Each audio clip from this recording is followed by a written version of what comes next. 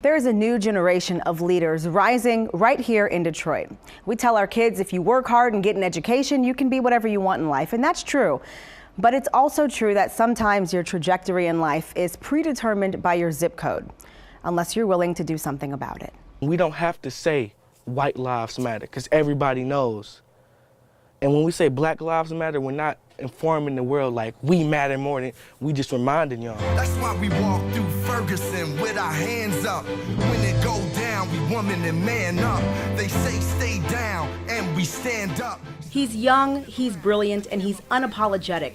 16-year-old Terrius Porter embodies the spirit of the civil rights movement. Yes, it's a fight the country's been fighting for years, but young Terrius is a part of something new. One day, when the glory comes, it will be ours, it will be. The awakening of a generation of young black activists finding a voice, challenging the systemic social injustices that plague urban America. If you do not leave, you will be arrested. They look at me and they got these ideas.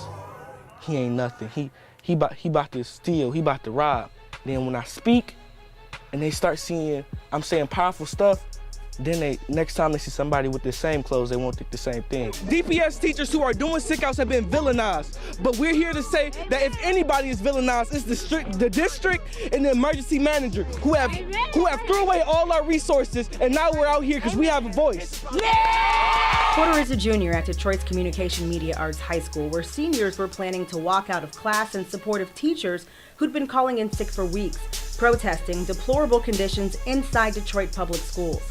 That day, Porter was the only student in his classroom to walk out. That was also the day he took control of a power he'd possessed the whole time, the power in his protests. And he wasn't the only one. This year, Detroit joined a long list of urban cities across the country seeing a surge in student activism. One unified voice saying we deserve to be heard. We deserve up-to-date school books we can actually take home and technology that will help us compete in the real world. We deserve a future. It was a chain reaction, and people quickly realized that it's just not about DPS, that it's more importantly about oppression. And that oppression is people of color who aren't receiving commodities that they deserve, such as basic as education. We live in the United States of America. More specifically, we live in Detroit, Michigan. And how can we be denied an education that's adequate? The issues that plague Detroit public schools are no secret. Since the state takeover in 2009, student enrollment has dropped nearly 50%, from 95,000 to 46,000. The district is more than $500 million in debt.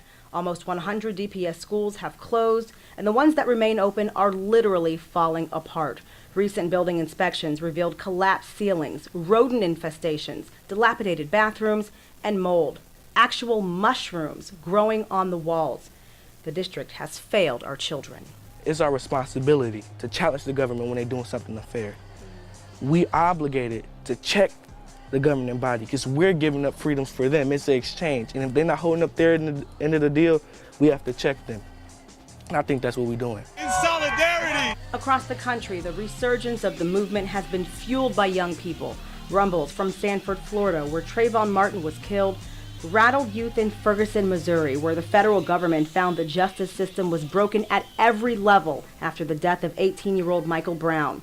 Protests continued in New York, Cleveland, Baltimore, and Chicago. University of Missouri football players threatened to forfeit their own games amid racial tension on campus. They forced the resignation of the school's president.